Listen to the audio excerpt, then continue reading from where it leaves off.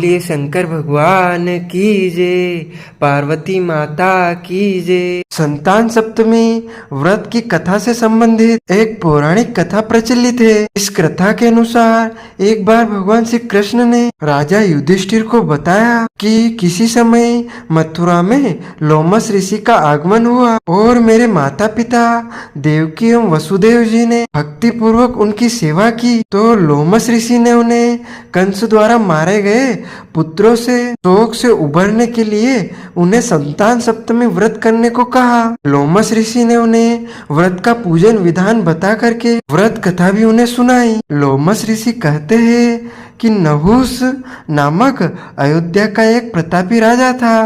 राजा की पत्नी का नाम चंद्रमुखी था, जिनकी एक प्रिय सहेली थी रूपमती। एक बार रानी चंद्रमुखी अपनी सहेली के साथ सरयू तट पर स्नान करने के गई, तो वहां उन्होंने देखा कि बहुत सी महिलाएं संतान सप्तमी व्रत का पूजन कर रही थी।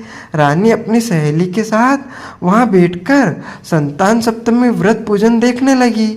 उन्होंने भी निश्चय किया कि संतान प्राप्ति के लिए वह भी इस व्रत को रखेगी, लेकिन समय अंतराल में वह भूल गई।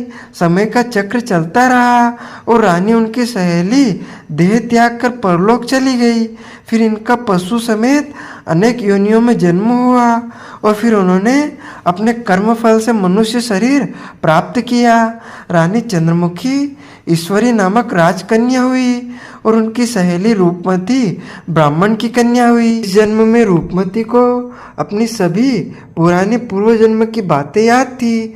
उसने संतान सप्तमी का व्रत किया, जिससे उसे 8 संतान प्राप्त हुई, लेकिन ईश्वरी ने इस व्रत को नहीं किया, जिससे वह इस जन्म में भी निसंतान थी। रूपमती के पुत्रों को देखकर ईश्वरी को जलन होती थी और उसने कई बार उन्हें मारने का प्रयास किया, लेकिन वह असफल रही। बाद में उसने अपनी गलती मान ली और रूपमती से क्षमा मांगी।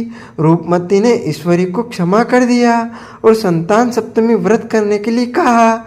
इस व्रत से ईश्वरी को भी संतान सुख की प्राप्ति हुई। उसी समय से पुत्र प्राप्ति और संतान प्राप्ति के लिए यह व्रत प्रसिद्ध है। संतान सप्तमी व्रत की कथा सुनने के बाद भगवान शिव जी तथा माता पार्वती की धूप दीप नैवेद्य एवं सुगंधित पदार्थों से पूजा अर्चना करनी चाहिए और भगवान शिव जी की भी आरती इसमें करनी चाहिए। एक समय फलाहार करके या एक समय भोजन करके इस व्रत का पालन आपको करना चाहिए। बोलिए शंकर भगवान की जय, पार्वती माता की जय।